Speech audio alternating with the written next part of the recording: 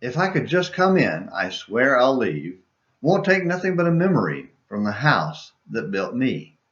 The moving lyrics of Miranda Lambert's 2010 hit song, The House That Built Me, gently stroke the memories of our childhood.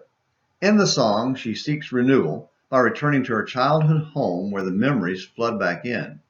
The song captures her hope that the memories triggered by the physical house where she grew up would help her find herself.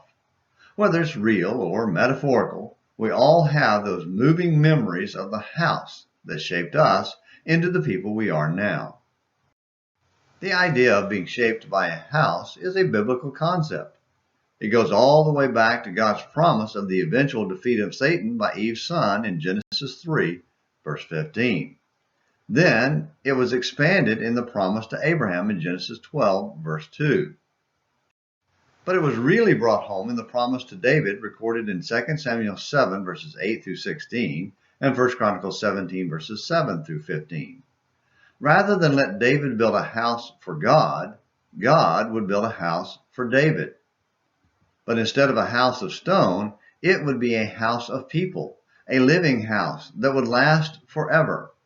While the song is richly layered with memory-evoking lyrics, it's nothing compared to the rich layers of God's promise to David, and by extension, to all human beings. Let's start peeling back the layers of his promise to David by seeing how God started. Just like the Miranda Lambert song, this promise began by pulling up David's memories of his childhood. His first comment was for Nathan the prophet to remind David of where he started, in the country, raising sheep. I took you from the pasture, from following sheep, to be ruler over my people Israel. Verse 8. No matter where David went in life, he would always remember his humble beginnings as a little shepherd boy.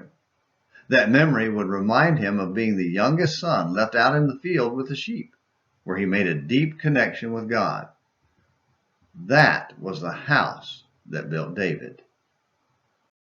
What house built you? Hopefully it was one where you learned humility and protective service like David.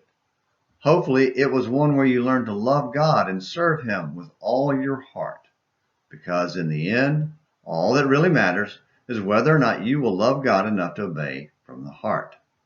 Thankfully, it doesn't matter whether you came from a big house on a hill or a poor house on the other side of the tracks, or one where God was dishonored and disobeyed.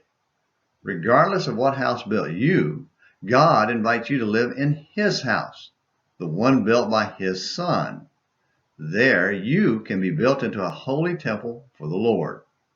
All are invited, but not all will move in. Will you move into the Lord's house as one of His faithful children? The invitation remains open for you even now. Won't you come on in? Thank you for watching today's Morning Minutes in the Bible. Until tomorrow, this is James McClenny hoping you have a great day.